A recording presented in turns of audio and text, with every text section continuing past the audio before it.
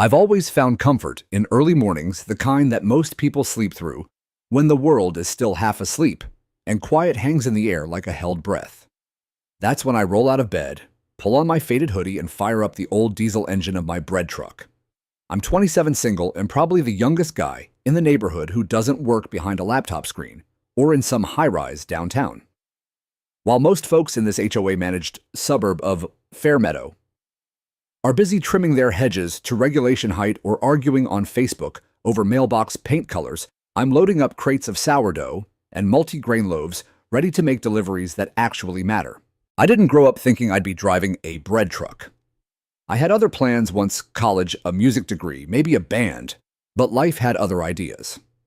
When my dad passed unexpectedly, I dropped everything to take care of my mom and younger sister. We needed the income fast, so I took the only job that would hire me without a degree and zero experience: night shift driver for Sunrise Baking Company. Eventually, I saved up, bought my own secondhand delivery truck, and struck a deal to do freelance runs for bakeries and nonprofits. Then the fires hit. 3 towns over, a wall of flames devoured an entire valley in a single weekend. Families lost everything: homes, jobs, pets. The emergency shelters overflowed, and the county reached out to every food service within 100 miles.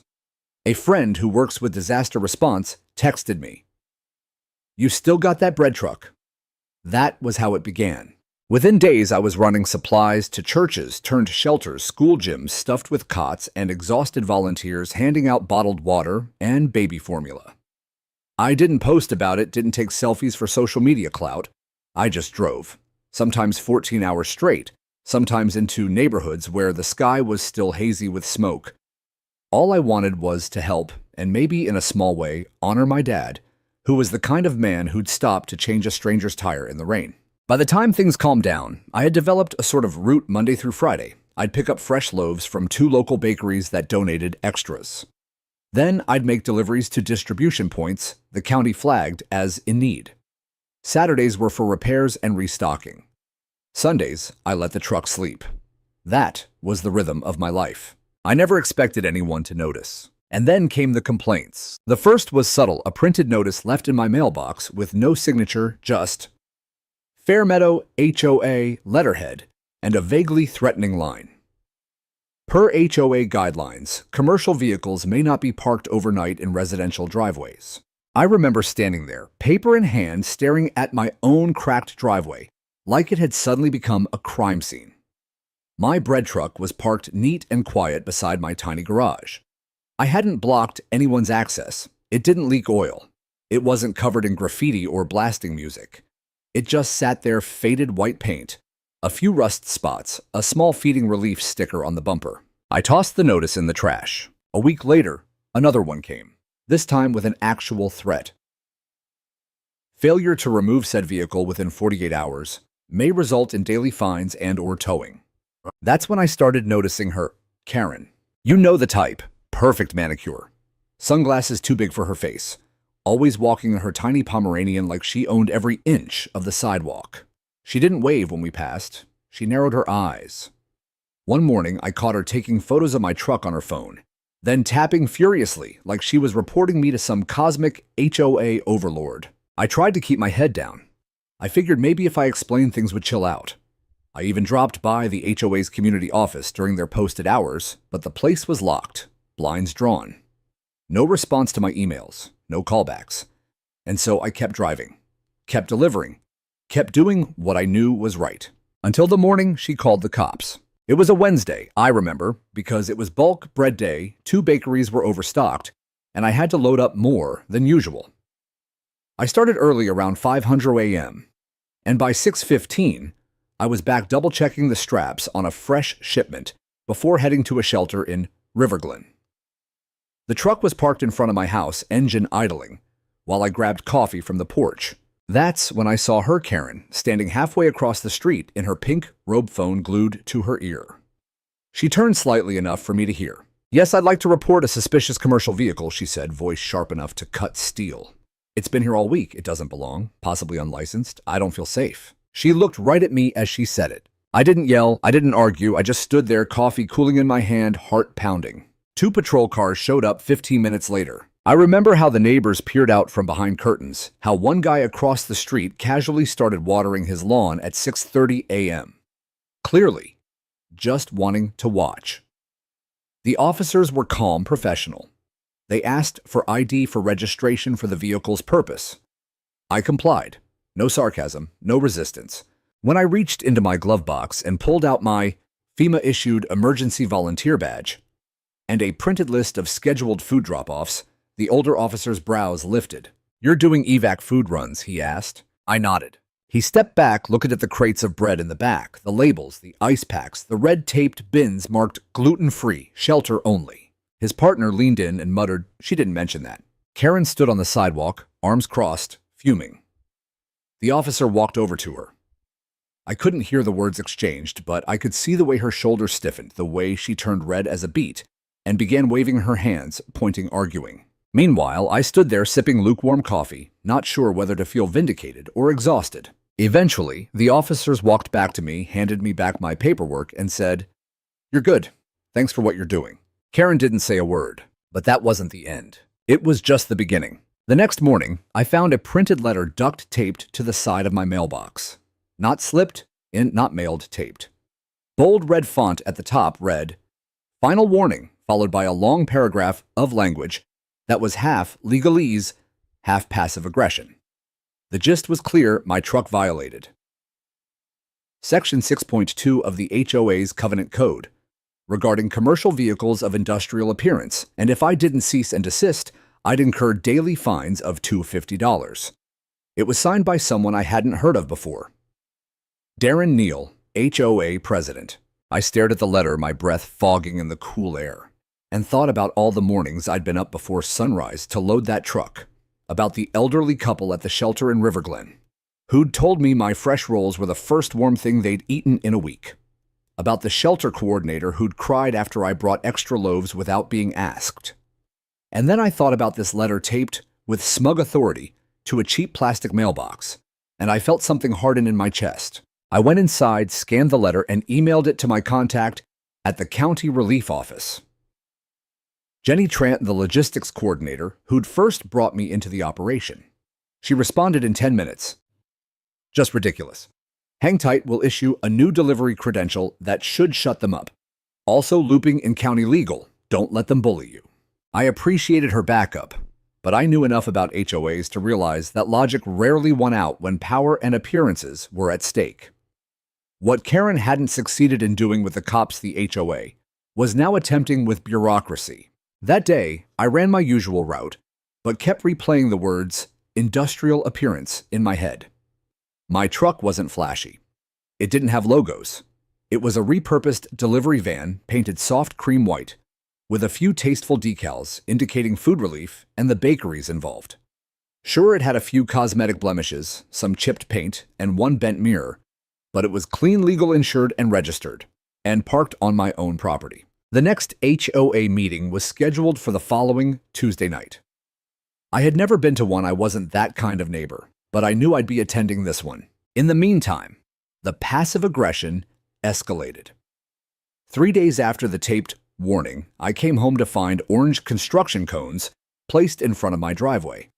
Not by the city, not by utility workers, just there, blocking access. I parked down the block and walked over.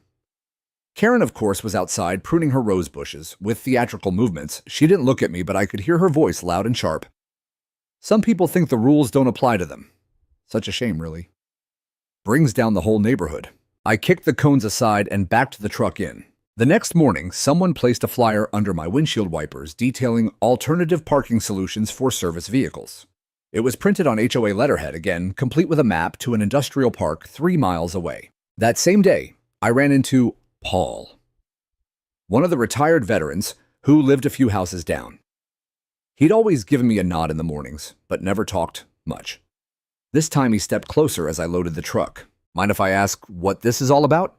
he said, jerking his chin toward the truck. I explained. "The food relief, the shelters, the new fines." He listened, arms crossed, then looked down the street toward Karen's house and muttered, "Should have figured. She tried to report my grandkids for skateboarding once. HOA's been her personal kingdom since her husband moved out. He looked me over. You keep doing what you're doing. This town needs people like you more than it needs another lawn inspection.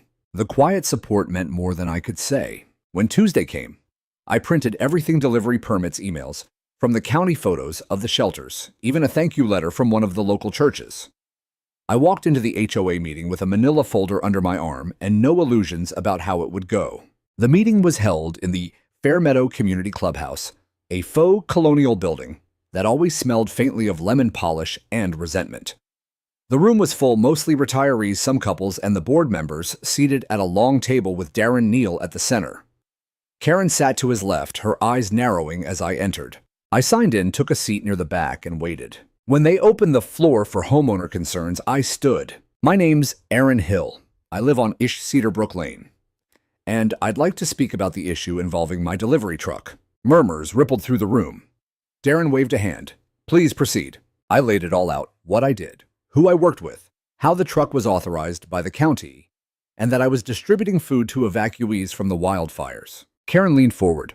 With all due respect, this is a residential neighborhood. We have codes for a reason. Visual consistency is part of our community values. I held up the thank you letter. So is compassion. And I'm not selling anything. I'm delivering basic food to people who've lost everything. Darren cleared his throat. Regardless of intention, the vehicle is commercial, and the bylaws are clear. I stepped closer. Then the bylaws need to evolve. Because right now they're punishing someone for helping people during a crisis. That line hit something. A few people nodded. One woman in the back actually clapped, but quickly stopped when Karen shot her a look. Darren looked uncomfortable. We'll take your concerns under review. That was it. No vote, no resolution, just vague promises. But something had shifted. I could feel it. The next morning, my truck had been egged. Just one egg, splattered across the windshield. But it said everything. The HOA wasn't backing down, and neither was I. I'd always believed that most people, given the full picture, would choose decency. Decency over control. That belief was starting to crack. 2 days after the HOA meeting, I came home from a delivery run to find a citation nailed to the tree in my front yard. Not tacked, not taped, nailed. A full sheet of paper laminated with bold black lettering that read, HOA Code Violation. Day 1, $250 fine. At the bottom, in all caps, it said non-compliant, vehicle presence. The envelope it had been placed in was smeared with what looked like red lipstick. I didn't have to guess who had posted it. I pulled the paper down and stood there staring at the fresh puncture holes in the bark of a tree my dad had planted when I was a kid. That was the moment something inside me snapped, not in rage, not in vengeance, in clarity. They weren't going to stop. Not until I either bent or broke. That evening I called Jenny again. They're escalating, I said. She didn't sound surprised. I've already looped in county legal. If they touch your truck, we'll bring civil action. Keep documentation, every notice, every photo, every voicemail. When I hung up, I began snapping pictures of the laminated citation of the nail in the tree of the tire tracks on my lawn that hadn't been there yesterday. Someone had driven past, fast and close. Petty, cowardly harassment. But the worst part came the next morning. I was getting ready to roll out. It was a Friday River Glen shelter day, and I had a full load ready to go. I had just closed the truck's back latch when I heard shouting, loud, directed. That truck is not supposed to be here. I turned around to see Karen charging across her lawn in leopard print leggings and a sweatshirt that read, I run this town. She had her phone in one hand, the other pointing at me like I'd just stolen a child. You're violating code. You were told to remove that thing. I didn't move. Karen, this truck is operating under emergency exemption. I don't care, she barked. You are disrupting this community, bringing in who knows who, and I'm tired of waking up to this industrial trash. She wasn't just loud. She was theatrical. Her voice echoed down the street. Curtains were pushed aside. Porches were quietly occupied. Karen knew exactly what she was doing, staging a performance. She didn't want a solution. She wanted a scene. And then she screamed the words I'll never forget. I'm calling 911 right now. I blinked. Karen, don't. But she already had her phone pressed to her ear. Yes, hello, this is an emergency. Yes, there's a suspicious vehicle in my neighborhood. A large white van, unmarked. The driver is outside. No, I don't feel safe. Yes, he's standing on his driveway, but he looks angry, aggressive. I think he might be threatening me. I stood perfectly still. I didn't even lift my hands. The worst part, I knew this was dangerous. I was a 27-year-old man with a beard and work boots, standing next to a box truck in a predominantly white neighborhood. Karen had just turned my morning into a potential headline. Within minutes, I heard sirens. I didn't flinch. I pulled out my phone and hit record. 2 squad cars pulled up, lights flashing. One officer exited with a hand near his holster. The other more relaxed. I kept my voice even, my hands in full view. "Good morning, officers. My name's Aaron Hill. I have all my documents here." Karen stayed 10 feet away, still on the phone, muttering, "He's resisting. I don't feel safe. He's aggressive." I spoke calmly to the officers, showed them my driver's license, the vehicle registration, and then the FEMA badge. I explained that the truck was delivering bread to wildfire evacuees in Riverglen and had clearance from the county. The younger officer took my paperwork and stepped away to call it in. The older officer turned to Karen. "Ma'am," he said, "we're going to need you to end your call." Karen blinked. "What, I'm the one who reported him?" "Yes, ma'am. And you told dispatch there was a threat. But the individual has been fully compliant and his credentials check out." She gaped. "Credentials? He's got a truck in a residential zone. He's working with FEMA and the Osh County Emergency Office. That truck is covered under emergency exemption." Karen's face contorted into something tight and mean. "He's disturbing the peace. He leaves early, makes noise, parks that monster right on his lawn." I watched the officer nod slowly, then point to the windshield. "Ma'am, do you see that sticker on his windshield? The yellow one. That's issued by the Office of Disaster Relief. It's the same one we use when coordinating mobile aid deliveries." Her mouth opened closed. She looked at me like I had tricked her, like the story wasn't playing out the way she'd rehearsed it in her head. "Are you telling me," she said slowly, "that he's allowed to keep that truck here?" The officer's reply was flat and final. "Yes, he is." Silence hung between us. Karen's phone slipped to her side. Her dog barked from inside the house. For once, she didn't have a comeback. The officer turned to me. "Mr. Hill, sorry for the trouble. You're clear to go." I thanked him and climbed into the driver's seat. My hands were steady, but my chest burned with something between rage and relief. As I pulled away, I glanced in the rearview mirror. Karen was frozen in the middle of the street, shoulder stiff, mouth slightly open, like she'd seen a ghost. That evening, after I'd made my deliveries and returned home, I parked the truck and sat in the driver's seat for a long while, engine off, lights dim. The adrenaline had worn off, but something hollow lingered in my chest. Not fear exactly, not even anger. Just that deep, weary recognition that some people would rather destroy you than admit they were wrong. I thought I was done with the day's drama until a second police cruiser pulled up around 9:12 p.m. This time, there were no sirens, no rush, just headlights cutting across my living room window like a spotlight in a theater. I stepped outside, heart sinking. I wasn't scared. I was exhausted. The officer who got out wasn't one of the ones from earlier that morning. He was older, mustached, and carried himself like someone who'd worked decades in the same zip code. He gave me a tired look, the kind a father might give a kid who kept stepping in mud after being told not to. "You Aaron Hill?" "Yes, sir." "Mind if we talk a minute?" I nodded and led him up the driveway toward the truck. He didn't look like he was there to arrest anyone, but he was definitely there for something more than a courtesy check. He leaned against the hood of the cruiser, arms folded. "I'm Officer Redmond. I just got off the phone with HOA Board President Darren Neal." Of course, Darren, Karen's bureaucratic twin. Redmond sighed. He asked me to pass along a formal reminder that the HOA intends to enforce fines if the truck remains on residential property overnight. I narrowed my eyes. "That's not a police matter." He nodded. "It isn't. That's why I'm standing here off the record, just relaying the message." I swallowed hard. "So they're using you as a messenger boy now?" His mouth twitched into a bitter half-smile. "Been worse things." I opened the passenger side door, pulled out the yellow credential badge from FEMA, and handed it to him. "This is why I'm not moving the truck." He scanned it, then handed it back. "I saw your name come through dispatch earlier. You handled yourself well. I don't think you're in the wrong here. I just think you've kicked a beehive." I nodded. "I didn't mean to." "Well," he said, pushing off from the cruiser, "sometimes doing the right thing looks like defiance to people obsessed with control." He paused before getting back in the car. "You need anything real, I mean, you call us. Not the HOA, not that little tyrant with the poodle. Us." Then he drove away. I stood alone under the porch light badge still in hand, wondering how a town so quiet on the outside could be crawling with so much pettiness underneath. Over the next 2 days, I received 5 new violation notices. This time, they were stuffed into my doorframe and mailbox with increasing boldness. Day 2, $500. Fine. Day 3, $750. By Sunday, the number was $150, and I hadn't received a single formal invoice, just printed threats on stiff HOA paper. I started compiling everything. I scanned every document. I began a folder on my desktop titled Proof of Harassment. My contact at FEMA Jenny sent me a newly stamped certificate that reinforced my role as a disaster relief contractor. I printed it on thick cardstock and taped a copy to the driver's side window. Karen saw it the next morning. I was outside adjusting the load straps when I caught her staring from her porch. Her dog barked once. She ignored it. I didn't speak. I didn't wave. I just returned her gaze with a tired, steady calm that I hoped said I'm not going anywhere. Later that afternoon, I received an email from the HOA board. The subject line was or cease and desist final warning.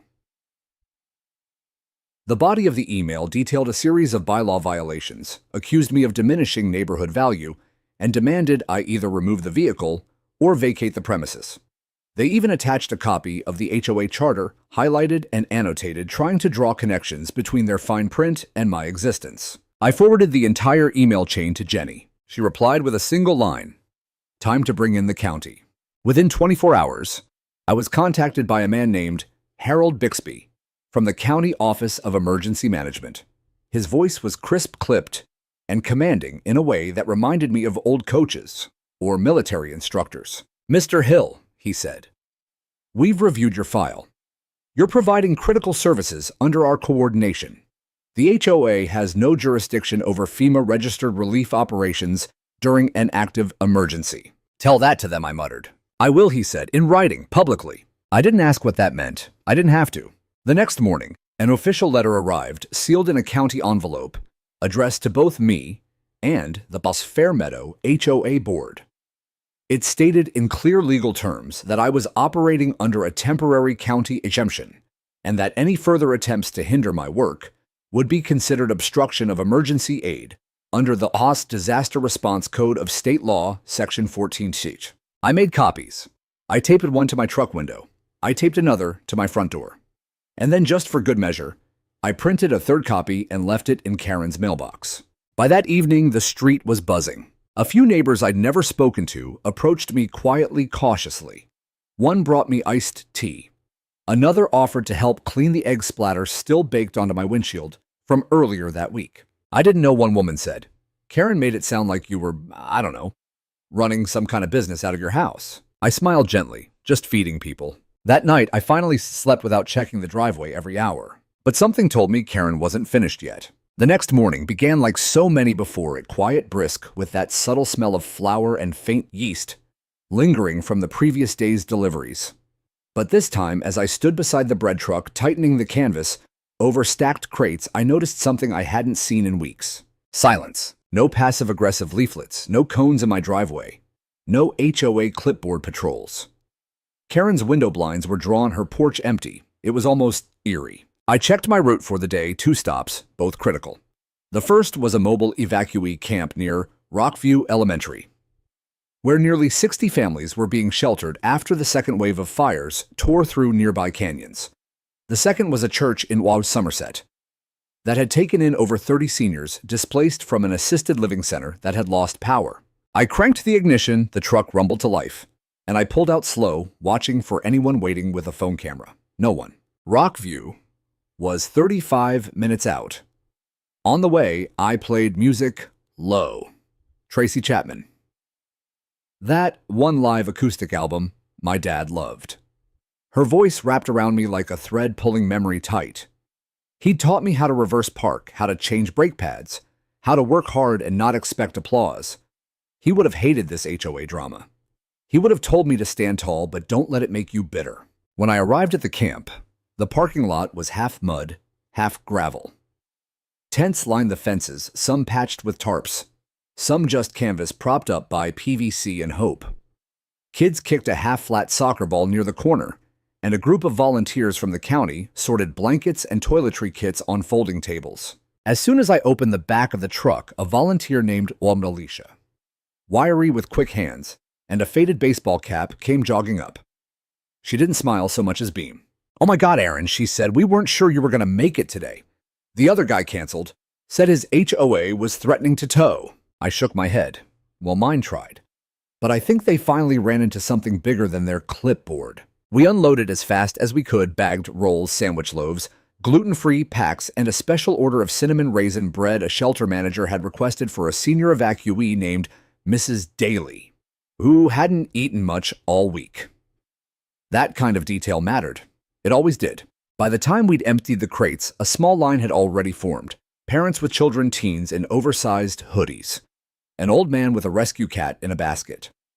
They didn't look homeless. They looked like neighbors who'd been kicked out of their lives without warning. A boy, maybe 10 years old, watched me from the edge of the folding tables. His t-shirt was too thin for the morning chill. I nodded at him, held out a mini loaf. He hesitated, then took it with both hands. "My mom says you're the bread man." I grinned. "That's me." "Are you famous?" I laughed. "Only in neighborhoods with too many rules." He didn't know what that meant, but he smiled anyway, and I'll never forget how he tucked that loaf under his arm like it was treasure. I stayed for another 30 minutes, helping repack unused crates, sorting day-olds from the fresh.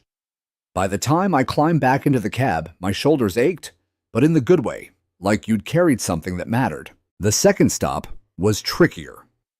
The church in Somerset had been flooded with evacuees after a local convalescent center was evacuated in the middle of the night. Many of the seniors were on strict diets, soft foods, low-sodium specific allergies. We'd packed carefully, separating everything with colored tags. I pulled in just before noon. A volunteer in scrubs waved me toward the back loading area. This one was quieter, heavier. Inside, the air smelled of antiseptic and stale air conditioning. Cots lined the walls. Nurses bustled in pairs. A man with a clipboard guided me to an auxiliary kitchen, where a cook with watery eyes nodded when she saw the crates. "We've been serving crackers and broth," she said. "This'll feel like a feast." I helped them unload in silence. A few of the residents peeked around corners, curious. One woman waved. Another just looked face, slack eyes, cloudy but searching. The cook motioned to a tray. "You want to stay for a bit?" I shook my head. "Got another pickup at 4, but thank you." As I walked back to the truck, I felt it again, that weightless warmth I could never describe properly. Like the silence that follows a song you didn't know you needed. Driving back into Fairmeadow that afternoon, I noticed something that made my foot ease up on the gas. A lawn sign. It stood in front of the Simmons house, just 3 doors down from mine. Hand-painted letters on a plain white board. "Thank you, bread guy." Underneath in red, "You fed our niece. She made it." I parked the truck, slowly blinked a few times, and stared at the sign like it was an illusion.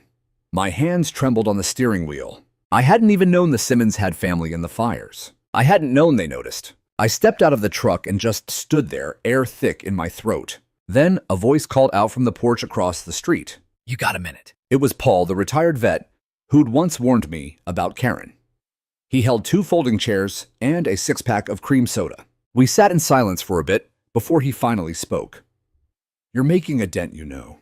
"In the HOA," he chuckled. "In people. The rest follows." I nodded, the knot in my chest loosening just a little. But I also knew something else. Karen wasn't the type to fade quietly, and neither, it seemed, was the HOA. The next day, I was up before dawn again, sipping burnt coffee in the driveway, the same way I had 100 times before. The air was cool dew, slicking the grass, and the sky was still a deep navy streaked with orange on the horizon. My bread truck sat beside me, humming low, fully loaded for another day of deliveries. I had just finished tightening the rear straps when I noticed Karen standing across the street. She was still in her robe this time, a cream-colored silk number with faux fur trim around the collar, and her arms were folded so tight across her chest, it looked like she might break her own ribs. Her mouth was a thin line, and even from that distance, I could feel the energy coming off her like heat from asphalt. She was trembling visibly, not with fear, but fury. Then she did something I didn't expect. She walked straight across the street. I straightened up, cautiously polite. "Morning." She ignored the greeting and stopped just feet away from me. Her eyes were puffy like she hadn't slept, and she held her phone in one hand like it was a weapon she hadn't decided whether to use. "This is harassment," she hissed. I blinked. "Sorry." "You're grandstanding." That signed the letters, the photo someone posted of you handing out bread to children. This isn't community service, it's performance. Karen, I said carefully, I'm just doing the same thing I've been doing for weeks. No, you're trying to make us look bad. I held back a sigh. I didn't paint the sign. I didn't post the photo. That was your neighbor. You know, the one whose niece you tried to evict with your policies. Karen's jaw tightened. You think this is over because the county sent some letter, she said. You think a couple of handouts and pity tweets make you untouchable. I took a deep breath. No. But I do think maybe you should stop trying to fight people who are trying to help. Her voice rose. You don't belong here, you don't dress like the rest of us. Your truck is an eyesore and you've turned our peaceful community into some kind of bleeding heart circus. She was shouting now, and neighbors were starting to peek through blinds again. I've lived here for 17 years, she yelled. I have fought for this neighborhood. I have been president of the social committee, the garden tour, the 4th of July brunch, and I've been driving food to people who lost their homes. I cut in quietly, but firmly. Is that really what this is about? Your pride. The moment the words left my mouth, I regretted them. Karen's face cracked. Not with rage, at least not at first. With something deeper. Her shoulders sagged. Her lips trembled, and for a brief, startling second, she looked lost. Then she snapped. You think you're some kind of hero, she screamed. You think this makes you better than the rest of us. A door slammed nearby. Someone shouted, hey, take it inside. Karen spun around, red-faced, wild-eyed, and screamed, mind your business. Carl! Carl, 2 houses down, stuck his head out and said, it is my business. We're all sick of your tantrums. A second neighbor stepped out, then a third. I saw the news report, someone said.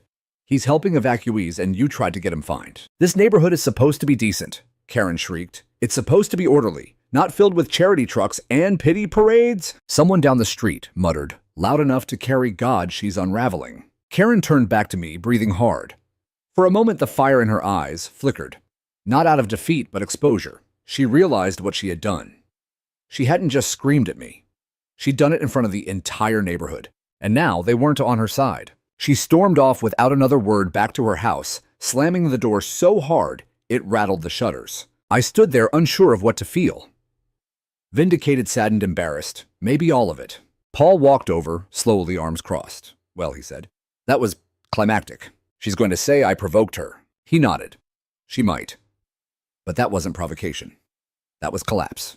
The next day, it all hit the news. Someone had filmed the whole exchange, Karen's accusations, her screaming fit, the neighbors speaking up. The video was posted online, and within 24 hours, it had over 30,000 views. Local outlets picked it up with headlines like, HOA President melts down over bread. Truck feeding fire evacuees. I didn't post it. I didn't comment. I didn't share. But the story spread anyway. People started showing up at my door, quiet, grateful faces, dropping off bags of flour, jars of preserves, handmade cards. One child brought me a drawing of the bread hero with a cape made of toast. An elderly woman from the next block brought a batch of warm cookies and said, I didn't know what you were doing. Now I do. Thank you. Even Darren from the HOA board finally broke his silence. He emailed me a short message. The board acknowledges the special circumstances surrounding your operation. We will be revisiting our code guidelines during the next meeting. Which translated from HOAEs meant, you win for now. Karen didn't come out for days. Her porch light stayed off. Her little dog barked and barked from behind the closed curtains. A part of me felt sorry for her. Another part of me hoped she'd finally stop trying to control the world one ticket at a time. Either way, something had shifted. And not just for me. For the whole neighborhood. If I'd hoped Karen's meltdown would bring closure, I underestimated the resiliency of those drunk on petty authority. Because while the public spectacle had clearly damaged her credibility, it hadn't broken the machine behind her. 3 days after her outburst, I received a certified envelope in the mail. Thick paper, gold. Fairmeadow HOA letterhead embossed at the top. Inside were 7 printed pages outlining alleged repeat code infractions, including everything from visual pollution to early morning noise violations to the almost laughable accusation of causing undue stress to adjacent property owners. The final page claimed I owed $350 in accumulated fines. They didn't even bother to reference the county's exemption letter. I sat in my kitchen reading it 3 times slowly as if somehow the words would change. They didn't. This wasn't just about Karen anymore. This was the entire HOA board digging in their heels. Maybe they were embarrassed. Maybe they wanted to reassert dominance after her public meltdown. Or maybe, like so many institutions, they just couldn't tolerate being challenged. Whatever the reason, the gloves were off. I called Jenny again. Her tone was sharp the moment she answered. Tell me they didn't. They did, I said. 3,000 plus. Formal letter. She sighed. I'll escalate to county council. This is intimidation now, and it crosses a line. But they're smart, I said. They're not fining me for the truck itself. They're couching it in neighborhood disturbance language. Still unconstitutional under emergency operations, she snapped. They're fishing, desperate. I hung up and exhaled, palms sweaty despite the air conditioning. The worst part wasn't the fines, it was the psychological war. The way they kept moving the target. As soon as one angle failed, they tried another. I felt like I was always reacting, always under siege. The next day, I woke up to find a drone hovering 20 feet above my driveway. It buzzed there, motionless, tiny red light blinking. I stared up at it for a long time, trying to suppress the instinct to grab a baseball bat. Instead, I pulled out my phone and recorded it. The footage showed the drone circling my truck, hovering over the license plate, then slowly ascending to Karen's roofline, where a man in slacks and a polo shirt stood operating a remote. It wasn't Karen this time. It was Darren Neal. I stared at him. He stared right back. He didn't wave. He didn't look away. He just calmly guided the drone back into a neat landing on Karen's porch. That night, I filed a complaint with the local police citing harassment and unauthorized aerial surveillance. Jenny looped in county legal again. They promised to send a cease and desist to the HOA board directly. But the pattern was clear. They were going to make my life miserable until I caved. The problem was, they didn't know what I'd already lived through. My dad's death, dropping out of college, working triple shifts while keeping my family afloat, driving through smoke zones without air conditioning, pulling into shelters to see kids without shoes eating from paper bowls. No laminated fine or drone could shake that resolve. Still, I won't lie, the pressure wore on me. I started having trouble sleeping. Kept waking up at 3 a.m. in cold sweat. Sure, someone was outside slashing my tires. I'd peek through the blinds, heart thudding, only to find an empty street bathed in street lamp light. Quiet calm. Too calm. Then came the new rule. The HOA issued an emergency amendment to their bylaws, one that hadn't been voted on, one that no resident had requested. It stated that all vehicles larger than a standard SUV must be stored in a covered enclosed structure not visible from the street. When I read the notice, my hands actually trembled. This wasn't subtle anymore. They were targeting me explicitly and brazenly, rewriting the rules mid-game to push me out. At that point, something inside me hardened. I drove to the county office in person wearing the same dusty jeans and faded hoodie I wore on every delivery. I asked for Harold Bixby, the emergency management official, who'd sent me the original protection letter. He met me in a back office cluttered with disaster maps and boxes of emergency kits. "You're Aaron," he said, standing and offering a firm handshake. "I've been hearing a lot about you." "I need help," I said. "They're changing laws just to make me leave." He sat down and looked at me square in the eye. "You ever considered going public?" I hesitated. "With what, my story?" "No," he said. "With the bigger story. You're not the only one getting targeted. I've got files from 4 different neighborhoods trying to penalize food trucks, mobile clinics, even emergency responders. All because someone on a HOA board doesn't like how they look." I blinked. "You're saying this is widespread?" He nodded. "HOAs with power and no oversight. You're just the one with the camera footage, the FEMA badge, and the receipts." That was the moment it clicked. This wasn't just my battle anymore. It was a pattern, a symptom, a cancer that had been allowed to grow unchecked behind neighborhood smiles and flower beds. "Would you be willing," Harold asked, "to let us tell your story at the next state-level emergency preparedness hearing?" I didn't even hesitate. "Yes." By the time I walked out of that office, I knew what was coming. There'd be more letters, more threats. But this time, I had more than a folder of evidence. I had a voice, and people were finally starting to listen. The letter arrived 3 days later, delivered not by HOA courier or a smug neighbor, but by a county official in a Navy windbreaker who knocked gently, asked for me by name, and handed over a sealed envelope with a quiet, "They're not going to bother you much longer." Inside was a formal cease and desist order addressed to the Fair Meadow Homeowners Association. It was signed by the county legal counsel, stamped with the seal of the Office of Emergency Management. and written in no uncertain terms.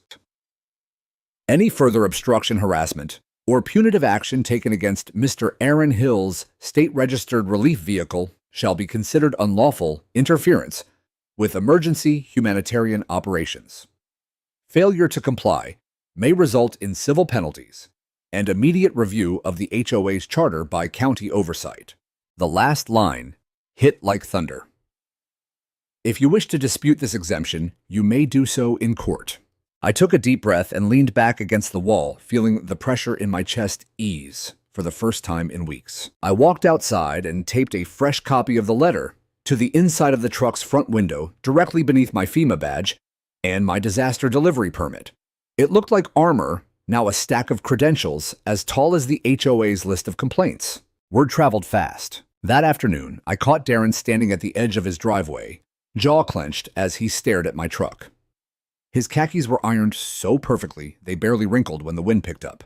He didn't say a word, but I didn't miss the twitch in his temple, or the defeat barely masked behind his neighborly frown. By sunset, two things had happened. First, the HOA posted a notice on the community board near the clubhouse, announcing that all scheduled fines would be placed under temporary review pending clarification of county policies. And second, more surprisingly, Karen's house went dark. Literally. The porch light that had been on since the Clinton administration was finally switched off. Her manicured garden, usually lit by tiny solar-powered fairies and LED garden gnomes, sat quiet and unlit. No barking dog. No shrill accusations across the hedges. It was unsettling. I'd thought I'd feel triumphant. Instead, I felt like I'd just watched a sparrow hit a window in slow motion. The next morning, I made my deliveries as usual. When I pulled back into the neighborhood that afternoon, I saw something new taped to the back of my mailbox, a handwritten note. Thank you for not giving up. My brother got food in River Glen because of you. CS. No name, just initials. I held the paper in both hands for a long time, the wind tugging at the corners. It was the first time someone inside the HOA, not an outsider, not a volunteer, but a fellow resident, had acknowledged what I was doing without whispers or shame. That night, the county invited me to speak at a town hall. They'd chosen Fairmeadow as the site. The auditorium wasn't huge, maybe 60 chairs, a folding table up front, and a borrowed PA system, but it was full. Not just officials and disaster response workers, but regular people. Neighbors, curious retirees. Even the teen skater kids Karen once tried to report for misuse of public walkways. I didn't prepare a speech. I just stood behind the microphone, looked out at the quiet waiting crowd, and told them the truth. About the fires, about the shelters, about the families who cried over stale bread and dry crackers because it was the first meal they'd had in days. About how it wasn't fame or politics or rebellion that made me do it. Just responsibility. Because if someone has the means to help and the heart to follow through and they choose not to, what does that make them? I didn't mention Karen, or Darren, or the HOA. I didn't need to. The silence after I finished was the kind that meant people were thinking. Then slowly applause, real rising echoing off the wood-paneled walls. Afterward, people came up, shook my hand, shared their stories. One woman from the next town over hugged me with tears in her eyes. "You remind me of my son," she whispered. When I got home that night, another note was waiting for me. This one was under my windshield wiper, folded once carefully. "I'm sorry. For everything. I was wrong." It was the smallest piece of paper, but the heaviest one I'd ever held. The next morning, she was gone.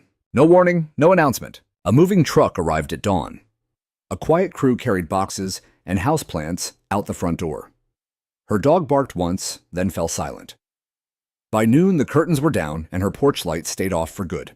Later that week, a new family moved in, young couple, 2 kids, a golden retriever. They waved from the driveway as I unloaded fresh sourdough for a local shelter. And for the first time, I waved back without hesitation. The HOA didn't say another word. The fines disappeared. The drone never flew again. But the neighborhood changed. Not in the way Karen feared chaos and anarchy in the form of bread and brown cardboard boxes. It changed quietly. Small flags went up on mailboxes. People started waving again, real waves, not just the stiff obligatory ones. One neighbor donated extra produce from their garden. Another offered me their shed to store crates when the truck overflowed. Even the newsletter changed. The next edition had a short blurb. Special thanks to Aaron Hill for his community service during recent emergencies. No title, no award, just acknowledgement. And sometimes that's enough. Sometimes all you need is to be seen. The neighborhood didn't talk about Karen's departure openly. Not at first. People avoided her name like it was a bad memory they were still digesting. But her absence created a vacuum, and vacuums have a way of pulling in truth. It started with whispers. Mrs. Renner, the widow 2 doors down, told me over the top of her rose bushes that Karen had actually been removed from the HOA board the morning after the town hall. Darren tried to keep it quiet, she said, voice low, but too many people showed up with questions. Paul confirmed it over cream sodas on my porch. She wasn't just facing complaints, there was a petition. Nearly half the neighborhood signed it in 2 days. By the following week, it wasn't whispers anymore. The local paper published a story with the headline, Fairmeadow resident harassed relief driver during disaster efforts. HOA faces county rebuke. My name wasn't in the headline, but it was in the article. So was Karen's and Darren's and a few other board members who had quietly stepped down for personal reasons. The article detailed the entire affair from Karen's 911 call to the drone surveillance, from the county's cease and desist to the town hall resolution. The story went viral on local Facebook groups. It was shared on neighborhood forums. Someone even sent it to a regional news outlet. That's when the emails started. First, from neighboring communities, people asking how I'd stood up to my HOA, if I could share my documentation, if I'd testify in their meetings. Then from journalists, emergency workers, even a woman in Arizona whose HOA had tried to fine her for housing hurricane evacuees in her garage. I never expected to become a symbol, but somehow I had. I tried to respond to every message. I shared copies of my permits, my timeline, the steps I took. People started calling it the bread truck blueprint. I never asked for that name, but I understood why they needed it. Because this wasn't about bread anymore. It was about boundaries, about kindness, about when rules stop being a framework and start becoming a cage. Meanwhile, in Fairmeadow, the shift became visible. HOA meetings were now public. Recordings were posted online. Residents had voting rights expanded. A new bylaw was passed that prohibited fines during declared states of emergency. And the biggest change, Darren resigned. The official letter was clipped to the community bulletin board outside the clubhouse after 11 years of dedicated service to the Fairmeadow HOA. I have decided to step down to focus on personal pursuits. Paul snorted when he read it. Yeah, like pursuing silence. His seat was filled by a schoolteacher named Monica Rivera. Soft-spoken, steady, and most importantly, a woman who'd volunteered at the same shelters I delivered to. She reached out to me directly, asked if I'd be willing to advise the board on resilience and emergency cooperation. I laughed out loud. You want me on the HOA? She smiled. Not on it, just near it, close enough to keep us honest. I accepted, not out of spite, not to gloat, because if someone didn't sit at that table with both empathy and spine, it would all happen again. To someone else. I never saw Karen after she left. But I did receive one final note this time, not under my wiper or taped to a mailbox. It arrived in a stamped envelope, no return address, but the handwriting was unmistakable. You were right. It was about my pride. I let it become something else. I'm sorry. No name, no signature, just closure. 1 month later, the shelter at River Glen closed. The fires were mostly out. Families returned home or tried to. Some never would. I stayed in touch with Alicia, the volunteer coordinator, and we worked out a plan to continue food deliveries bi-weekly, just in case. A quiet kind of preparedness. On the first weekend of October, the new HOA board hosted a block party. Nothing fancy, just a few tents, folding chairs, a rented bounce house, and potluck dishes lined up on folding tables. Someone brought a live band. Kids rode scooters. Neighbors laughed without looking over their shoulders. They asked me to bring bread, so I did. The truck pulled in just before noon. Cleaned, polished banner draped along the side that read, Fairmeadow Relief and Community Truck, all welcome. I didn't park in the shadows. I parked right in front of the clubhouse. People lined up not just for bread, but to say hi, to share stories, to thank me. A few of the older residents still gave me wary looks. That was okay. I wasn't there to change everyone, just to show that standing your ground doesn't have to mean standing alone. Midway through the event, Monica stood on a folding chair and tapped the mic. "I'd like to take a moment to recognize someone," she said. "Someone who reminded us what a neighborhood really is." My name was met with claps, then cheers. I nodded once. I didn't wave. I didn't make a speech. I just handed a fresh baguette to a little girl holding her dad's hand. And that was enough. Winter came late that year.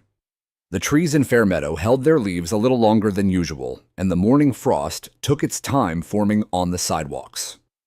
For the first time in a long while, I noticed the quiet again. Not the tense, brittle kind that hung in the air during those weeks of conflict, but a softer quiet. One that made room for breath. My bread truck still parked in the same spot, but now no one complained. A few neighbors even waved when I pulled in after a delivery run, and some of the younger kids gave me a thumbs up like I was some sort of rolling superhero. I started to recognize their names: Jake, Lily, and the shy one with the glasses, Marcy, who once left a thank you card shaped like a sandwich taped to my door. I was still running deliveries, though not every day now. The fires had abated and shelters had downsized, but the relationships I'd formed stuck.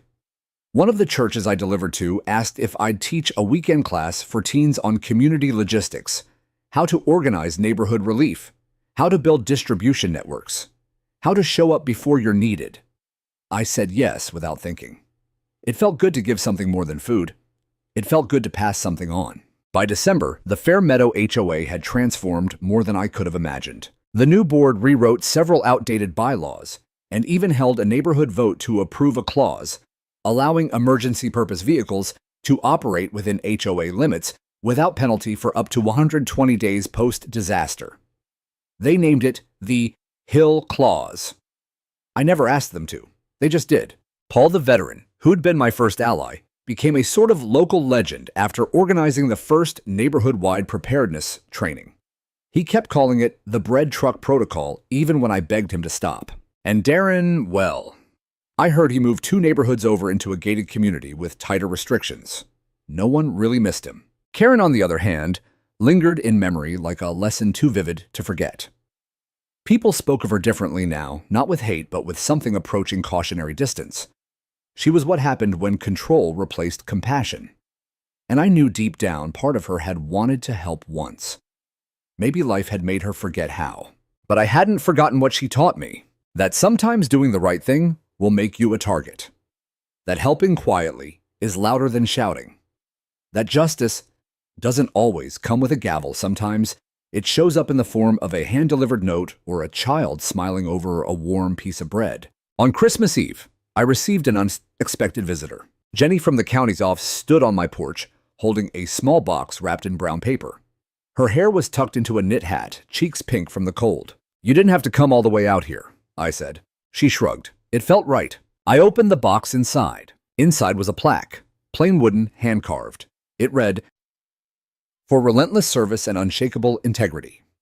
To Aaron Hill, the one who delivered." There were no cameras, no speeches. Just that one sentence, simple and honest. I didn't cry, but my throat closed in a way that made speaking impossible. Jenny didn't wait for a reply. She just nodded once, then left me standing in the doorway holding something heavier than the wood itself. After she left, I sat on my porch with a blanket around my shoulders, watching the neighborhood lights flicker on one by one. Somewhere down the block, someone was playing Nat King Cole, the music floating lazily into the night air. A couple walked by hand in hand. They waved. I waved back. Behind me, the bread truck sat silent. But it wasn't just a truck anymore. It was a statement, a reminder that sometimes a fight worth having isn't loud. Sometimes it's the quiet pushback, the firm no, the refusal to apologize for showing up for people who need you. I still live in Fairmeadow, still drive the same truck, still answer every knock on my door with the same open heart. And when people ask me what changed the neighborhood, I don't say my name. I don't mention the fines or the hearings or the drones or the drama. I just say, sometimes all it takes is one person refusing to be small. Then I hand them a loaf of warm sourdough, and I go back to work.